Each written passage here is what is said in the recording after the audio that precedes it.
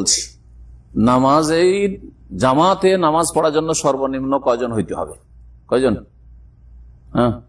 10 জন, 20 জন, 2 জন না 3 জন?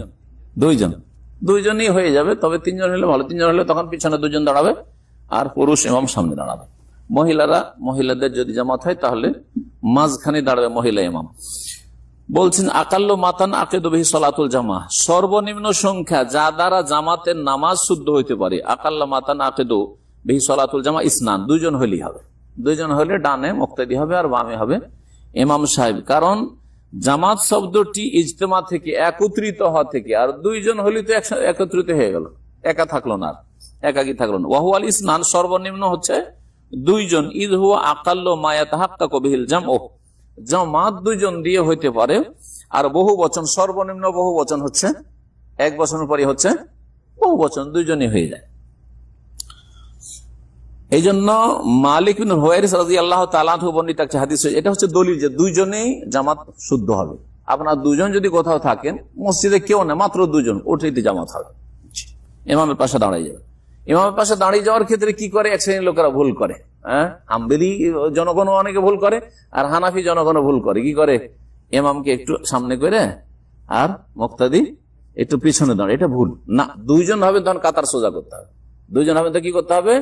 পাশাপাশি সোজা কাতার করে দাঁড়াইতে হবে। এই ভুল থেকে মুক্ত হইতে হবে। আশ্চর্য যে এটা আমি মনে করতাম যে ইন্ডিয়া, বাংলাদেশ, পাকিস্তানের ভুল। এখানে আরবিয়ান অনেক জনগণ মূর্খ আছে যারা এই ভুলটা করে। বলছেন নবী করিম সাল্লাল্লাহু আলাইহি ওয়াসাল্লাম, তোমাদের 2 জনের যে বড়, সে যেন ইমামতি করে।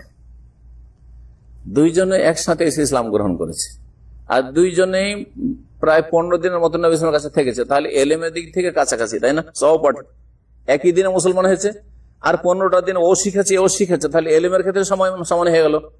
যখন এলেমের সমান হয়ে গেল, তখন কি দেখতে হবে? বয়স দেখতে হবে। এই জন্য বয়সের কথা এখানে বলা হয়েছে। না হলে 1 নম্বরে ইমাম কি হবে? যার এলেম বেশি আছে, তার সাথে কোরআন শুদ্ধ আছে, এবং কোরআন শুদ্ধর সাথে সাথে কোরআন বেশি মুখস্থ আছে। 1 নম্বরে দেখতে হবে যে কোরআন কার বেশি মুখস্থ আছে, নামাজের মাসলা জানা আছে, নামাজের আলেম, কমপক্ষে নামাজের জ্ঞানী হইতে হবে। নামাজের আলেম মাসলা মাসাইল জানে, তার সাথে কোরআন কার বেশি মুখস্থ আছে, শুদ্ধ পড়তে পারে, ও হচ্ছে 1 নম্বরে। এই জন্য শুধু কারিকে নবী সাল্লাল্লাহু আলাইহি ওয়াসাল্লামের জামানায়, নবীর ইন্তেকালের পরে ইমাম বানানো হয়নি। যিনি কারির সাথে আলেম, তাকে ইমাম বানানো হয়েছে। উবাই ইবনে কাব সবচেয়ে বড় কারি ধরেন ছিল, কারি আর হাফেজ। আর আবু বকর সিদ্দিক রাদিয়াল্লাহু তাআলা বড় কারি ছিলেন, এরকম কোনো কথায় মশহুর নেই। তবে ইলমের ক্ষেত্রে, আমলের ক্ষেত্রে সবচেয়ে বেশি সিনিয়র কে? আবু বকর সিদ্দিক রাদিয়াল্লাহু তাআলা। নবী সাল্লাল্লাহু আলাইহি ওয়াসাল্লাম যখন অসুস্থ হইলেন, মৃত সজ্জায়, তখন বলে মুরু আবু বকর ফালিয়াসাল্লি বিন নাস, আবু বকরকে বলো যেন নামাজ পড়ায়। মা আয়েশা বারবার চেষ্টা করছেন যে না, আমার বাপ যেন না পড়ায়। লোকের সমালোচনা করতে পারে আমার বাপের, না উমার পড়ায়, না উমারে চলবে না। উবাই ইবনে কাবের তো নামই আসেনি, আবু হুরায়রা তো নামই আসেনি, তাই না? তাহলে বোঝা গেল যে নামাজের মাসলা মাসাইল জানার সাথে সাথে যার কোরআন মুখস্থ আছে এবং কোরআনের অর্থ বুঝে, সে বেশি হক রাখবে। সব দিক দিয়ে মিলিয়ে দেখছে একজন বড় আলেম এবং শুদ্ধ তেলাওয়াত করে, আর একজন কারি হাফেজ, তো কে হক রাখে? কারি হাফেজ হক রাখে না। বড় আলেমের সাথে হাফেজ, আর কোরআন শুদ্ধ মোটামুটি পড়ে। জি, বড় ভুল থেকে লাহানে জেলি যেটাকে বলা হয়, বড় ভুল যাতে অর্থ পাল্টে যায়, এরকম বড় ভুল না হয়। আর লাহানে খাফি থাকলে কোনো সমস্যা নেই। লাহানে খাফি তো অর্থ পাল্টে না।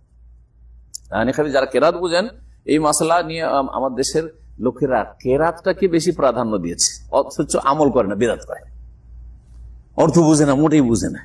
লাহানে খাফি বলা হয় হালকা ভুল, যে ভুলের কারণে অর্থ পাল্টে না। যেমন এজহারের জায়গায় যদি ইখফা করে দেন, কোনো অর্থ পাল্টেবে না, বোঝা গেছে? যদি গুন্না না পড়ে, ইন্নাল্লাযীনা না পড়ে, ইন্নাল্লাযীনা পড়ে দিলেন, কোনো অর্থ পাল্টেবে না, বোঝা গেছে? কিন্তু যদি হা কে হা পড়ে দেন, বোঝা গেছে?